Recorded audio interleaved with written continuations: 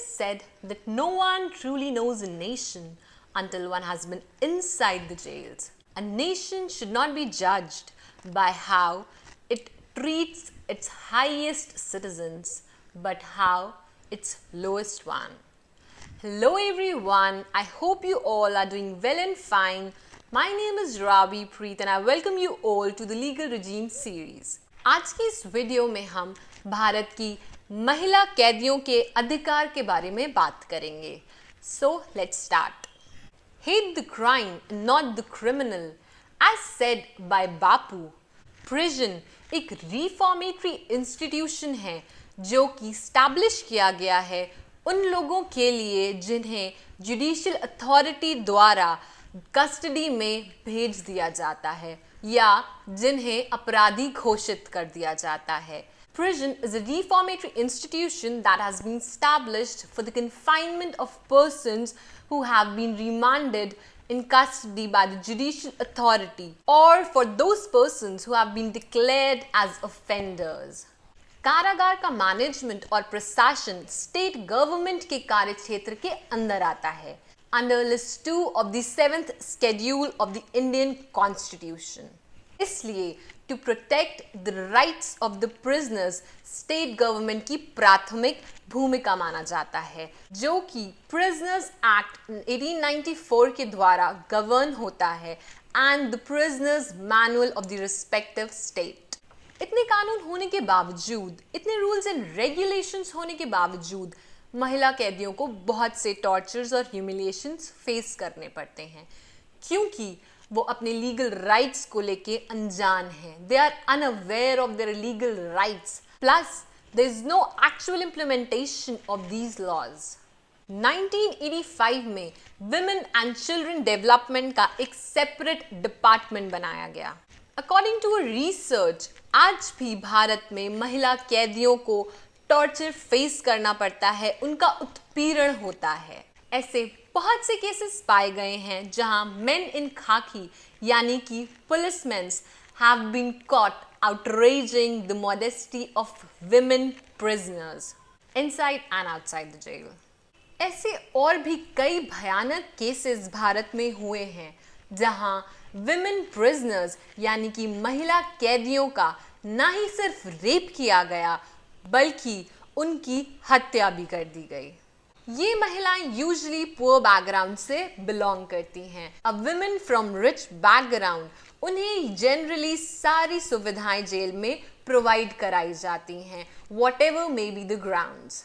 Rajya Sabha member के कानमोई को Tihar jail भेज दिया गया था क्योंकि उनका involvement high profile 2G spectrum case में पाया गया था.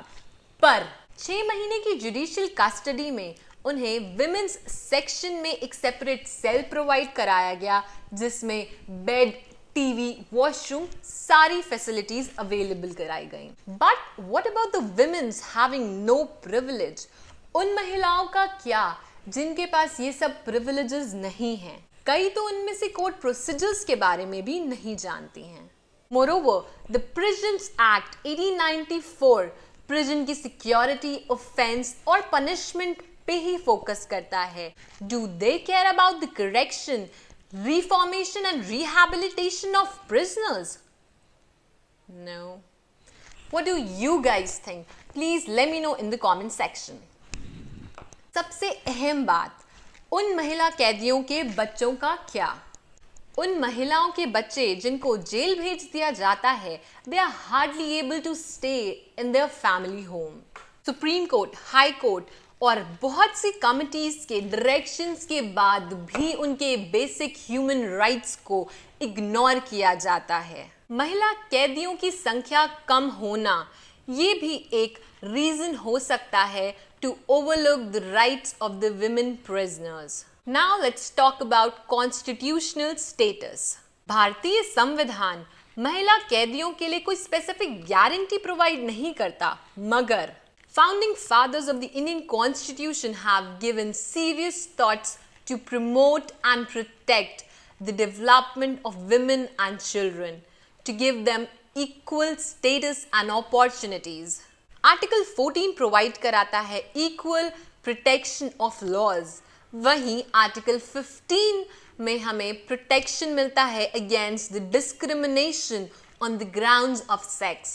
Article 21 of the Indian Constitution states various rights of the women prisoners, जैसे कि right to inmate of protective home, right to speedy trial, right to free legal aid।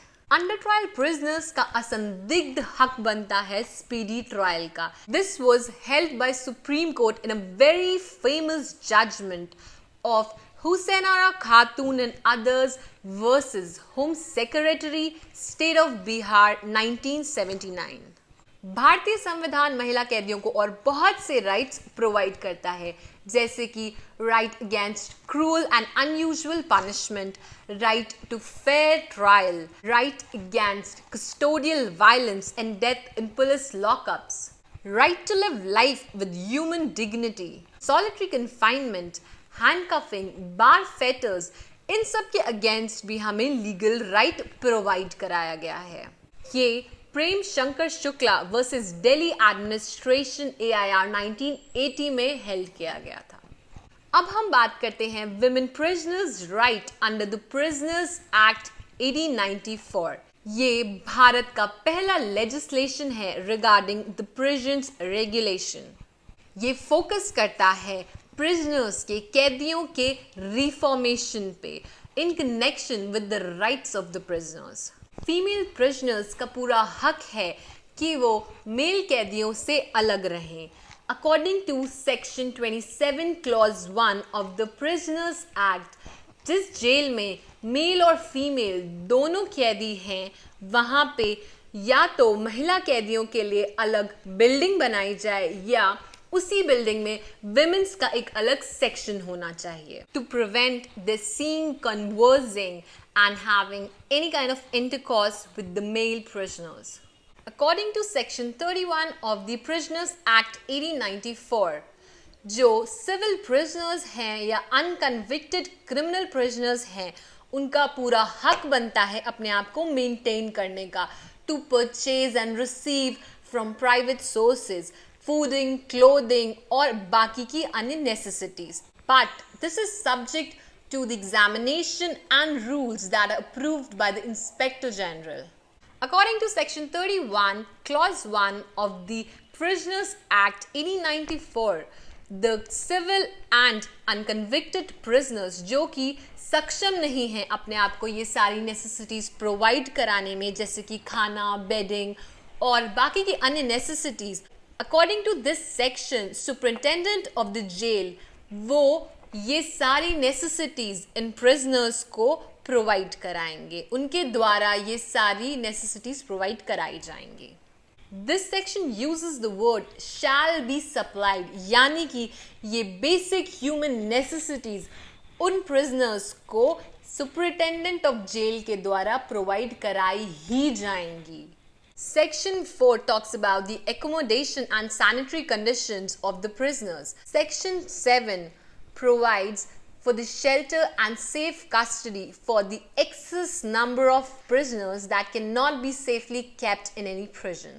Section 24 clause 2 Prisoners Act का हमें ये भी हक देता है कि हम qualified medical officer से अपना examination करा सकें। महिला कैदियों के लिए बहुत से इंटरनेशनल और नेशनल प्रोविजंस बनाए गए हैं, जैसे कि महिला कैदियों का सर्च एंड एग्जामिनेशन सिर्फ और सिर्फ मेट्रन कर सकती है अंडर द जनरल और special order by the medical officer. Section 376A, 376B, 376C and 376D of the Indian Penal Code provides for the punishment of custodial rape. Rule 8A of the Standard Minimum Rule for the Treatment of Prisoners भी महिला कैदियों को हक देता है to live separately from the male prisoners. सभी कैदियों के बेसिक ह्यूमन राइट्स होते हैं, जैसे कि hygienic food, shelter, medical facilities, facilities of reading and writing, etc., etc. Or every prisoner in custody must be treated with dignity. And the prisoner cannot be isolated in a separate cell except on a medical ground or proven dangerous, to other prisoners. गर्भवती महिला कैदियों का basic human right है to have full facilities, medical and personal, at the time of delivery. Women prisoners who are pregnant cannot be provided the full facilities, therefore they can be released on bail at the time of delivery. United Nations Standard Minimum Rule for the Treatment of Prisoners provide, according to Rule 53 Clause 1, जो women section कारागार में महिला कैदियों के लिए अलग से बनाया गया है, उसकी अथॉरिटी सिर्फ और सिर्फ रिस्पॉन्सिबल महिला अफसर को ही दी जाएगी. रूल 53 क्लॉज 2, कोई भी mail staff women's section enter नहीं कर सकता unless accompanied by a women officer. Rule 53 clause 3, women's prison shall be attended and supervised by a women officer only. Rule 23 Clause 1 of the United Nations Standard Minimum Rule for the Treatment of Prisoners, इसके according prenatal and postnatal care and treatment के लिए special accommodation provide कराया जाएगा. और अगर बच्चा jail में पैदा होता है तो उसके बर्थ सर्टिफिकेट में ये मेंशन नहीं किया जाएगा. NCPCR यानी कि national commission for the protection of child right ने रिकमेंड किया कि जो गर्भवती महिलाएं कारागार में हैं या फिर जिन महिलाओं पे उनके बच्चों की रिस्पॉन्सिबिलिटी है, they should be considered for early release on personal bond. Nature of crime can not be overlooked, but the conditions of women prisoners could be considered. Section 303 Criminal Procedure Code 1973 के तहत हर कैदी को हक है अपने पसंद का वकील चुनने का, जो कि न्यायालय में उसका केस लड़ सके, उसके लिए खड़ा हो सके. सेक्शन 304 के तहत कुछ ऐसे केसेस हैं जहां लीगल एड स्टेट के एक्सपेंसेस पे प्रोवाइड कराई जाएगी, यानी कि you have the right to free legal add.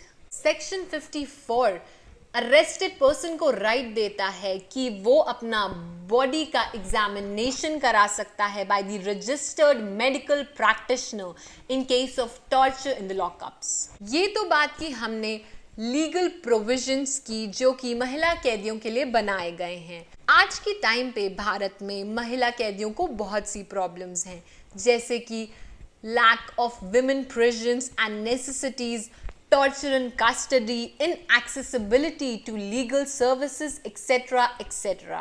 कैदियों को हम एनिमल्स की तरह नहीं ट्रीट कर सकते. They are not to be punished except under laws. बहुत से safeguards गवर्नमेंट ने प्रोवाइड कराए हैं, but they are not actually applicable in true sense. There are still hurdles in all the stages of the criminal justice process. At the time of arrest, women suffer from lack of knowledge and their basic human rights. This is commonly seen in poor and illiterate women. Custodial violence Indian society में cancer की तरह है that needs to be cut down from the society. इन्हीं में कुछ ऐसे भी लोग हैं जो कारागार के अंधेरे में तालीम का उजाला पे विश्वास रखते हैं. इनमें से एक है गुरु नानक एजुकेशनल सोसाइटी अयोध्या के प्रितपाल सिंह छाबड़ा पाली जी, जिनका मानना है कि वो मासूम बच्चे जो महिला कैदियों के साथ जेल में हैं, उनका क्या कसूर है, वो एक अच्छी एजुकेशन से क्यों वंचित रहे. इसीलिए जिला कारागार अयोध्या में महिला बंदियों के साथ रह रहे 3 बच्चों को गुरु नानक एजुकेशनल सोसाइटी ने गोद लिया. सोसाइटी सभी बच्चों को निशुल्क शिक्षा के साथ अन्य नेसेसिटीज यानी कि ड्रेस, बुक्स सब कुछ प्रोवाइड कराएगी. जेल अधीक्षक शशिकांत मिश्र जी ने बताया कि ये पहल गुरु नानक एजुकेशनल सोसाइटी के द्वारा बहुत ही सराहनीय है. इसी के साथ साथ उन्होंने बताया कि सोसाइटी के सीईओ अमनदीप सिंह विशी जी की ओर से रुपए के अभाव में तय समय की सजा काटने के बाद भी जुर्माने की अदायगी ना कर पा रहे बंदियों का कार्य भी सोसाइटी द्वारा देखा जाएगा. उन्होंने बताया कि बंदियों को कानूनी सहायता मुहैया कराने का भी विचार संस्था कर रही है। उनका मानना है कि बंदी जेल से बाहर निकल के आए तो एक अच्छे नागरिक बनकर सामने आए। One small step makes a huge difference।